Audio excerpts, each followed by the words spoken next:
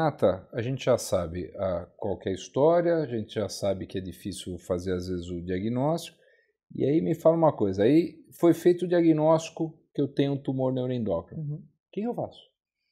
Acho que primeiro, antes de mais nada, procura, né, um oncologista que tem uma especialidade nisso, porque infelizmente, por ser uma doença relativamente rara, pouca gente estuda sobre isso, né? Então são poucos colegas no Brasil que, enfim, se identificam com a doença e que de fato estudam. E nós fazemos até parte de um grupo no WhatsApp que a gente sempre coloca até casos que a gente tem dúvida, sabe? Que é legal para discussão, entre outros. Mas acho que o mais importante se for um tumor do aparelho digestivo, procurar, né, um gastrocirurgião e um oncologista clínico. Acho que essa é a primeira parte, né?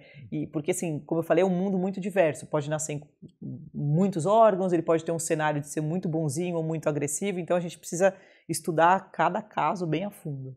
Entendi, porque aí existe aquela história. Então, por exemplo, se eu tenho um tumor carcinoide, eu tenho riscos de operar esse paciente e liberar, como se mexesse num vespeiro e esse doente desenvolver uma série de problemas no intra e pós-operatório. A gente usa a somatostatina, por exemplo. Isso. E aí tem a discussão se você vai operar isso num tempo só ou se vai operar em 2 tempos, por exemplo, em lesões hepáticas com tumor primário. Sim. Né? Ou se vai esse doente para um transplante hepático. Me fala melhor disso. Então, por exemplo, chegou lá, eu te mando um paciente, e aí como é que nós vamos abordar? Quem é que usa a somatostatina? Quem é que faz tumor no tempo... Ou faz uma citorredução tumoral, como a gente chama a cirurgia. Perfeito. Aquela limpeza, né, que a gente fala. Perfeito. Então, assim, nos tumores mais bonzinhos, né, nos bem diferenciados, que a gente chama os de grau 1, grau 2, geralmente eles têm na membrana da célula neuroendócrina receptores que a gente chama de somatostatina. Somatostatina é um hormônio que todos nós temos. A gente produz constantemente, 24 horas por dia. E uma vez que a gente tem esses receptores de somatostatina na célula do tumor neuroendócrino, e a partir do momento que a somatostatina se liga lá, ela entra na célula e vai lá, ela meio que dá uma freada na célula, do tipo, para de produzir hormônio e para de se replicar. Então, ao longo da década de 80, 90, se desenvolveu medicamentos que fazem as vezes desse hormônio que a gente tem naturalmente, que são o que a gente chama de análogos de somatostatina. E eles são meio que o pilar, digamos assim, do tratamento dos tumores neuroendócrinos. A gente só usa nos pacientes que têm esses tumores mais bonzinhos, que já se espalharam para outros cantos. Isso você colocou muito bem, Liboni, porque assim, tem pacientes que têm essa síndrome carcinoide, eles estão produzindo, o tumor está produzindo muita serotonina. E se inadvertidamente o cirurgião ou alguém que vai fazer uma biópsia cutuca o tumor, aquilo pode liberar uma quantidade grande de somatostatina. Então, às vezes você precisa fazer todo um trabalho com a equipe de anestesia para que você entre com esse hormônio horas antes do procedimento. Isso não precisa ser só a cirurgia, pode ser uma biópsia, né? Para que o paciente ele fique bloqueado, ele não haja essa liberação maciça de serotonina. Então, a gente pode usar. Agora, lembrar que pacientes que têm metástases no fígado hoje, têm tumores bonzinhos, principalmente que nascem no intestino, dos tratamentos que a gente usa é a ressecção cirúrgica, né? E às vezes um paciente que tem um tumor bonzinho e só tem metástases no fígado e a doença está bem controladinha, o paciente é jovem, uma das coisas que a gente pode usar, inclusive, é transplante como método de tratamento desses pacientes. Então, tem de tudo. No neuroendócrino tem que abrir o leque, tem muita coisa. Tá. Outra coisa, eu queria que você falasse de radioterapia e quimioterapia para esses casos mais avançados. Mas, por exemplo, você falou de fígado, né? Então a gente tem a possibilidade de fazer transplante, a gente tem possibilidade de fazer segmentos de ressecção, de repente faz em 2 tempos ou 3 tempos, né, para não prejudicar o paciente, e isso nos permite fazer uma ressecção mais ampla. É um tumor mais indolente, então a gente consegue fazer isso, melhora muito a qualidade de vida e sobrevida. Mas a pergunta é assim, existem algumas lesões que podem ser ressecadas, mas tem umas que podem fazer ablação ou não. Você faz ablação? Sim, acho que isso é muito da alçada. Porque não é autorizado, exato. Então tem toda essa questão burocrática de conseguir ou não agulha, enfim, que muitos convênios não cobrem e tal. Então só lembrando que a ablação, a gente coloca uma agulhinha, é gerada uma onda de calor onde é feita uma queimadura local onde está o tumor para evitar a ressecção. Perfeito, é isso mesmo. E a gente faz isso muitas vezes aliado ao procedimento cirúrgico, porque o que acontece?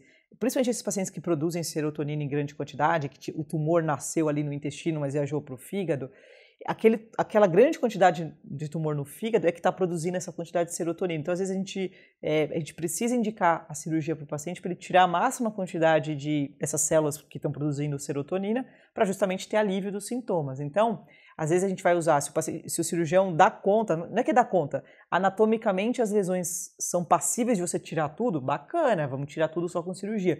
Mas muitas vezes você tem outras pequenas lesões que se você for tirá-las cirurgicamente, não vai sobrar fígado suficiente para o paciente. Então a gente vai lançar mão. Ou numa área muito perigosa. Ou numa área perigosa, exato. Aí a gente vai lançar mão, né, das radiofrequências, das radioablações. Então sim, são métodos que a gente usa também. Outra coisa que a gente usa, às vezes não dá para operar, mas a gente também quer dar uma segurada na produção de serotonina, por exemplo. A gente pode fazer uma coisa que chama embolização do fígado. É uma espécie de um cateterismo, mas ao invés de ir na artéria do coração, você vai na artéria do fígado. Chega lá e joga partículas que vão fechando os vasinhos que alimentam os tumores. Então você tenta meio que matar o tumor por fome. Então também é uma tática que a gente pode usar nesses pacientes. Ah, legal. E aí me fala uma coisa, quando é que você usa a radioquimioterapia e eu acabo de operar o paciente, ele sai sem somatostatina ou vai tomar essa medicação, vai fazer rádio, vai fazer quimioterapia? Como é que é o pós-operatório de um doente que é portador de tumor neuroendócrino? Então, por exemplo, se o paciente for operado de uma lesão, saiu tudo, o paciente não tem mais doença no corpo, porque estava só no lugar ali primário, onde nasceu e foi tirado. A gente não precisa fazer nada, a gente não faz nada mais, a gente acompanha esse paciente. Pode voltar? Pode, depende do tamanho do tumor, aonde o tumor estava, enfim, a gente vai acompanhar. Então, a gente não usa o análogo de somatostatina nessa situação, só se realmente o tumor estiver espalhado. Agora, quimioterapia de fato, a gente só vai usar em alguns cenários no tumor neuroendócrino de pâncreas, porque daí alguns quimioterápicos funcionam, e a gente vai usar muito naqueles pacientes que têm o tumor muito agressivo neuroendócrino, que a gente chama de carcinoma neuroendócrino. Nesses a gente usa muita químio, e aí a gente usa rádio em alguns cenários também. Fora isso, a rádio ela não costuma funcionar muito no tumor neuroendócrino que não seja esse bem agressivo, então a gente usa muito pouco a rádio. E o análogo de somatostatina é mais pro bonzinho. Tá? E geralmente é a nossa primeira linha, embora tem outras coisas que a gente pode usar também para os tumores neuroendócrinos bonzinhos quando falhar ou se falhar a esse análogo de somatostatina. Tá. E me explica uma coisa, qual que é o acompanhamento com o oncologista? O cirurgião já fez a parte dele, e aí como é que funciona o acompanhamento com a Renata lá no consultório dela? Pois é, depende assim, do tipo de tumor que foi, aonde nasceu, o tamanho e tal, mas a gente vai fazer um acompanhamento, porque esses tumores neuroendócrinos eles podem voltar, né? Então a gente acompanha porque muitas vezes se a gente detecta o tumor quando ele volta, ele ainda está numa situação tranquila, a gente tem muito mais opções terapêuticas do que se você não olha mais para aquele paciente, o paciente vai embora e volta 20 anos depois, às vezes com o tumor o fígado todo tomado. Então a gente acompanha, dependendo do caso, semestralmente, dependendo do caso, anualmente, tudo depende da indolência do tumor. E via de regra, a gente acaba acompanhando com ressonância. A ressonância é muito sensível, principalmente para detectar pequenas lesões no fígado. Então, é o método de imagem que a gente gosta mais de usar no consultório. Mesmo no pós-operatório? Mesmo no pós-operatório. E são 5 anos? Pois é, aí a gente usa 5 anos capciosa, né? Porque o tumor neuroendócrino, até por ser um tumor muito indolente, ele é um dos poucos tumores que ele ainda pode voltar com mais tempo. Então, na prática, a gente fala em 10 anos de acompanhamento, mas às vezes a gente até estende isso, porque não é incomum, às vezes o paciente tem um tumor neuroendócrino bobinho e 20 anos depois aparece uma recidiva. Maravilha. Alguma coisa mais que você queira acrescentar dessa aula enorme que você deu para nós? Porque o tema é muito complexo. Sim, é bem complexo. Tá? E até as abordagens cirúrgicas, né? Quando a gente vai fazer o estudo, são coisas grandes, nunca são cirurgias pequenas, né? Sim, sim. Quando você pega, normalmente com o tumor primário, às vezes pega a área ali da primeira e segunda porção do adenal, você tem que tirar do duodeno, cabeça de pâncreas. Cirurgias grandes, são cirurgias muito grandes mesmo, né? Mas você quer acrescentar mais alguma coisa? Acho que talvez só acrescentar que às vezes também tem tumores neuroendócrinos que são muito bobinhos e que às vezes são tratados por ressecção na endoscopia. Então a gente tem tumores neuroendócrinos que nascem no estômago que a gente pode fazer isso, tumores que nascem no reto, dependendo do tamanho também a gente vai tratar só com ressecção local. Então não é, assim, acho que ao fazer o diagnóstico a gente não pode desesperar, porque são muitos os cenários, né, cada caso é um caso mesmo. Né? É diferente de um adenocarcinoma. Totalmente diferente. Então tem que entender que é um tumor, ele é um tumor de crescimento lento. Sim, na maioria das vezes. Na maioria das vezes, e dá para tratar e fazer a coisa com mais calma. Exatamente. Hoje os pacientes costumam ter um prognóstico muito bom com o tumor neuroendócrino. Não, com a pessoa certa vai, né? Digamos que sim.